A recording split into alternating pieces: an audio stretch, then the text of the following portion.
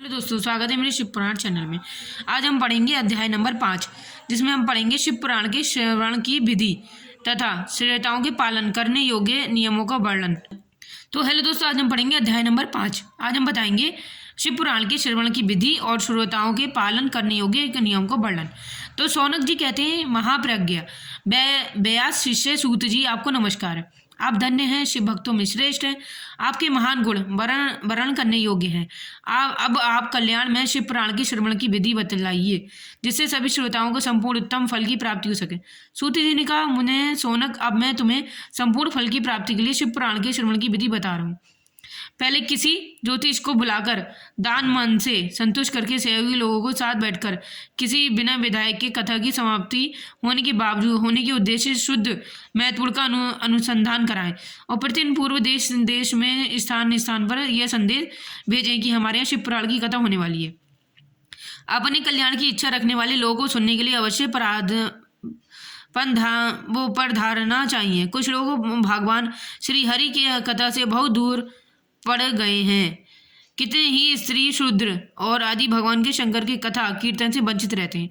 उन सबको सूचना हो जाए, ऐसे प्रबंध कराना चाहिए। देश देश में जो भगवान शिव के भक्तों तथा शिव कथा के कीर्तन श्रवण से उत्सुक हों, उन सबको आदरपूर्वक में बुलावाना चाहिए और आए हुए लोगों का सब प्रकार के आदर करना चाहिए। शिव मंदिर में, तीर्थ में, वन प्राप्त में आधा शिव पुराण की कथा उनके लिए स्नान की धर्म निर्माण कराने चाहिए। केले के आगे पढ़ते हैं। तो देखिए, यहाँ शिव जी की थे शिव पुराण की कथा। अब हम आगे पढ़ते हैं। तो यहाँ देखिए, इस तरह से मतलब कुछ तस्वीरें जहाँ भगवान शिव पुराण की कथा के बारे में पढ़ गए, वर्णन किया गया था। देखिए आगे कुछ है। इस तरह से यहाँ शिव पुराण जी के कथा का वर्णन किया गया है। आगे हम बताएंगे। ये गणेश जी हैं, विष्णु जी हैं। तो इस तरह से यहाँ पे बताया गया है। फिर हम पढ़ते हैं। खंभों से सुशोभित एक ऊंचा कथमंडल तैयार करा और सब उस ओर फल पुष्प आदि से तथा सुंदर चांदवे से अलंकृत करें और चारों ध्वजा पताका लगाकर तरह तरह के सामानों से सजाकर सुंदर शोभा संपन्न बना दे। भगवान शिव के प्रति सब प्रकार से उत्तम शक्ति भक्ति कराना चाहिए। वहीं सब तरह से आनंद का विधान करने वाली परमात्मा भगवान के शंकर के लिए दिव्य आसन का निर्माण कराना चाहिए तथा कथावाचक के लिए एक ऐसा दिव्य आसन बनाना चाहिए जो उनके खुद के सुखद हो और नियम पूर्वक कथा सुनाने वाले श्रोताओं के लिए यज्ञ योग्य सुंदर स्थानों की व्यवस्था करानी चाहिए। अन्य लोगों के लिए स्नान, साधारण स्थान और मुख्य से निकली हुई बाड़ी देर और कामधेनु के समान अविष्ट फल देने वाली और पुराण वेदता विद्वान भक्तों के तुच्छ बुद्धि कभी नहीं करनी चाहिए। संसार में जन्म और गुण के कारण बहुत से गुरु होते हैं, परंतु उन समय पुराणों का ज्ञान विद्वान परम गुरु माना गया। पुराण वेदता पवित्र, दक्ष, शांत, ईर्ष्या, वैश्य विजय पाने वाले साधु दयालु होने चाहिए। ऐसे प्रवचन कुशाल विद्वान इस पूर्ण कथा को कहें। सूर्योदय से आरंभ करके 3.5 पैर तक उत्तम बुद्धि वाले विद्वान पुरुष को शिव पुराण की कथा संपेर रीति से बाँचनी चाहिए और महान मध्यम काल में 2 घड़ी तक कथा बंद रखनी चाहिए, जिससे कथा कीर्तन से अवकाश पाकर लोग मलमूत्र का त्याग कर सकें। फिर क्या है इसमें, कथा प्रारंभ के दिन एक दिन पहले व्रत ग्रहण के करने के लिए अब हम विधि बता रहे हैं कैसे है। तो ग्रहण करने के लिए व्रत को छोड़ करा लेना चाहिए और जिन दिनों कथा हो रही हो उस दिन प्रतिदिन पूर्व प्रातः काल का सारा नित्य संक्षेप से खर लेना चाहिए। वक्ता के पास उसकी सहायता के लिए एक दूसरा वैसा ही विद्वान स्थापित करना चाहिए। वह भी सब प्रकार के संशयों को निवृत्त करने में समर्थ और लोगों को समझाने में कुशल हो। कथा में आने वाली विद्वानों की निवृत्ति के लिए गणेश जी की पूजन करें। कथा के स्वामी भगवान शिव की तथा विशेष शिव पुराण की पुस्तक की भक्ति भाव से पूजा करें। तत्पश्चात उत्तम बुद्धि वाले श्रोता तन मन धन से शुद्ध और प्रसन्नचित्त को आदरपूर्वक शिव पुराण की कथा सुने। जो वक्ता और श्रोता अनेक प्रकार के कर्मों में भटक रहे हों, काम आदि 6 विकारों में युक्त होने, स्त्री में आसक्ति रखते हों और पाखंड पूर्वक बातें कहते हों, वे पूरे में के भागी नहीं होते। जो लौकिक चिंता तथा धन, घृणा, पुत्र आदि की चिंता को छोड़कर कथा में मन लगाते रहते हैं, उन शुद्धि बुद्धि पुरुषों को उत्तम फल की प्राप्ति होती है। जो श्रोता और भक्ति और के रूप में युक्त होते हैं, दूसरों को कर्मों में मन नहीं लगाते, मौन और पवित्र उद्देश्यों में होते हैं, वे पुण्य के योग्य थे। सूजी बोले, सोनक, अब शिव पुराण सुनने का व्रत लेने वाले पुरुषों के लिए जो नियम है उन्हें भक्तिपूर्वक सुनो और नियम पूर्वक इस श्रेष्ठ कथा को सुनने से बिना किसी विध बाधा के उत्तम फल की प्राप्ति होती है। और जो लोग दीक्षा से रहित होते हैं उनका आगे बढ़ते हैं, उनका कथा श्रवण में अधिकार नहीं है। अतः सुने, मुझे कथा सुनने की इच्छा वाले सब लोगों को पहले वक्ता से दीक्षा ग्रहण करनी चाहिए। और जो लोग नियम से कथा सुने उन्हें ब्रह्मचार्य रहना, भूमि पूर्वक सोना, पत्थर में खाना और प्रतिदिन समाप्त होने पर अन्य ग्रहण करना चाहिए, जिससे शक्ति व प्राण को समाहित उपवास करके शुद्धपूर्वक भक्ति भाव से उत्तम शुभ प्राण को सुने। इस कथा का व्रत लेने वाले पुरुष को प्रतिदिन एक बार हाविश यान भोजन करना चाहिए। मतलब जिस प्रकार से कथा सेवन का नियम सुखपूर्वक सद जैसे वैसे करना चाहिए।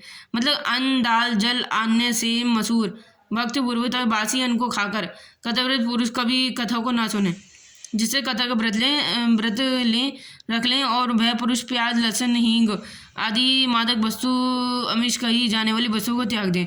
कथा व्रत लेने वाले पुरुष को काम, क्रोध आदि और 6 विकारों को, ब्राह्मणों की निंदा को तथा पतिव्रता और साधु संतों की निंदा को त्याग दें। कथावृत्ति पुरुष प्रतिदिन शौच, दया और मौन, सरलता, विनय और हार्दिक उदारता इन सद्गुणों को सदा उपाय करना चाहिए। श्रोता के निष्काम को सकाम और वह नियम पूर्वक कथा सुने तभी पुरुष अपनी अभिष्ट कामना को प्राप्त कर सके। निष्काम पुरुष मोक्ष पा लेता है और दरिद्र, क्षय का, रोगी, पापी, भयहीन तथा संतान रहित पुरुष भी इस उत्तम को कथा सुने। और काक, बिंद जो आदि 7 प्रकार की दुष्ट स्त्रियां हैं, वो जिनका गर्भ गिर जाता हो, वह सभी प्रकार की शिव पुराण की उत्तम तथा कथा सुननी चाहिए। मुझे स्त्री या पुरुषों सभी यत्न पूर्वक विधि विधान से शिव पुराण की कथा सुननी चाहिए। इस प्रकार से शिव पुराण कथा पाठ, श्रवण और संबंधी योग से समाप्ति होकर श्रोताओं को भक्ति एवं प्रयत्नपूर्वक भगवान शिव की पूजा की भांति पुराण पुस्तक की पूजा करनी चाहिए। तदनंतर विधिपूर्वक वक्ता की पूजा करना आवश्यक है। पुस्तक को अनिश्चित करने के लिए, नवीन व सुंदर वस्त्र बनवाने के लिए, उन्हें बाधाएं बनाने के लिए दृढ़ और दिव्य डोरी लगवाएं। फिर उनका विधिवत पूजा करें। और मुनिश्रेष्ठ इस प्रकार से महान उत्सव के साथ पुस्तक भक्त की विधिकता पूजा करके वक्ता की सहायता के लिए स्थापित पंडित का भी उसी प्रकार धन आदि के रूप में कुछ ही कम सत्कार करें। वहाँ आए ब्राह्मणों को अन्नदान आदि का दान करें। साथ ही गीता, वाद, नृत्य आदि के द्वारा मानोत्सव रचाएं। यदि श्रोते वृत्त हो तो उसे लिए कथा समाप्ति के दिन विशेष रूप से उस गीता का पाठ करना चाहिए, जिसे श्री रामचंद्र जी ने भगवान शिव ने कहा था। यदि श्रोता ग्रस्त हो तो उस बुद्धिमान को श्रवण कर्म में शांति के लिए शुद्ध भविष्य के रूप में होम करना चाहिए। मतलब रुद्र संहिता के प्रत्येक श्लोक द्वारा होम करना उचित है, अथवा गायत्री मंत्र से होम करना चाहिए। ओम का और क्योंकि वासमी पुराण गायत्री मंत्र है, अथवा शिव पंचार मूल मंत्र से हवन करना उचित है। मतलब होम करने से शक्ति ना हो तो करने की शक्ति ना हो तो विधिवत पुरुषार्थ यथाशक्ति हवनीय भविष्य का ब्राह्मण को दान करें। और न्यून त्रिरक्तुर दोष की शांति के लिए भक्तिपूर्वक शिव सहस्त्र नाम का पाठ अथवा श्रवण करें। इससे सब कुछ सफल होता है। संयम नहीं है और तीनों लोगों में उसमें बढ़कर कोई वस्तु नहीं है। कथा और श्रवण संबंधी के व्रत की पुण्यता की सिद्धि के लिए गिरान ब्राह्मणों को मधु और मिश्रित खीर भोजन कराएं और उन्हें दक्षिण दो सुने। यदि शक्ति हो तो 3 तोले सोने का एक सुंदर सिंहासन बनवाएं और उस पर उत्तम अक्षरों में से लिखी हुई शिव पुराण की भौतिक विवरण स्थापित करें। तत्पश्चात पुरुषों की अवन आदि विधिवत उपचारू रूप से पूजा करके दक्षिण न चढ़ाएं। फिर ज्योतिरेंद्र आचार्य का वस्त्र और आभूषण एवं गंध आदि से पूजन करके दक्षिणा सहित वह पुस्तक उन्हें समर्पित कर दें। उत्तम बुद्धि वाला श्रोता इस प्रकार से भगवान शिव के संतोष के लिए पुस्तक का दान करें। और शौनक इस प्रकार के दान के प्रभाव से भगवान शिव का अनुग्रह पाकर पुरुष भवनवद मुक्त हो जाता है। इस प्रकार से विधि विधान पालन करने पर श्री संपन्न शिव पुराण संपूर्ण को देने वाला और भोग मोक्ष दाता होता है। मुझे शिव पुराण का वह सारा महत्व जो संपूर्ण अविष्ट देने वाला है मैंने तुम्हें क्या सुनाया। अब और क्या सुनना चाहते हो? श्रीमान शिव पुराण समस्त पुराणों के भाल का तिलक माना गया है। यह भगवान शिव को अत्यंत प्रिय और रमणीय और भव रोग निवारण करने वाला है। जो सदा भगवान शिव का ध्यान करते हैं और जिनकी बाणी शिव के गुणों की स्तुति करती है और जिनके दोनों कान अधिक सुनते हैं, जीवन जगत में उन्हीं का जन्म लेने सफल होता है। वे निश्चय ही संसार को पाकर भिन्न भिन्न प्रकार के समस्त गुणों को सच्चिदानंदमय स्वरूप का कभी स्मरण कर, जो अपनी महिमा से जगत के बाहर और भीतर के भासमान हैं, मतलब जो उनके बाहर के भीतर बड़ी मनोवित रूप से प्रकाशित होते हैं और अनंत आनंद रूप में परम शिव जी की शरण लेते हैं। तो यही हमारा जो है अध्याय समाप्त होता है। अध्याय 5 हमने पूरा पढ़ लिया है। कल हम अध्याय 6 और 7 पढ़ेंगे। वीडियो पसंद आए तो शेयर कीजिएगा। नमस्कार। आपको ऐसी अपडेट मिलती रहेंगी।